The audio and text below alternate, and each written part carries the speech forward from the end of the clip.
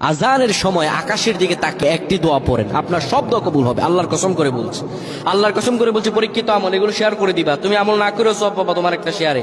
এটি যদি শুনে অন্য কেউ আমল করে তুমি আর সওয়াব পেয়ে যাবা। আজানের সময় যখন আজান হয় তখন আমরা কথাবার্তা বলি, এগুলো অনুচিত। আপনি আজানের সময় আকাশের দিকে তাকিয়ে একটি দোয়া পড়বেন। এই দোয়াটি আমরা অনেকেই পারি। এখন বলবেন হুজুর কমন পড়ে গেছে দোয়া। আমরা অনেকেই আল্লাহ তাআলার কাছে এটা ওটা চাই, কিন্তু সঠিকভাবে চাইতে জানি না।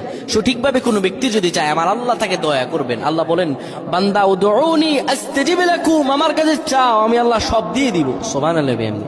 যখন আপনার আজান হয়, আজানের সময় আপনি আসমানের দিকে তাকান, তাকিয়ে আপনি বলুন, পড়তে থাকেন, আল্লাহুম্মা আনতা রাব্বি লা ইলাহা ইল্লা আনতা খলাকতানি ওয়া আনা আবদুকা ওয়া আনা আলা আহদিকা ওয়া ওয়া'দিকা মাসতাতা'তু আউযু বিকা মিন শাররি মা সানা'তু আবু'ু লাকা বিনি'মাতিকা আলাইয়া ওয়া আবু'ু বিযানবি ফাগফির লি ফাইন্নাহু লা ইয়াগফিরুয যুনুবা ইল্লা আনতা।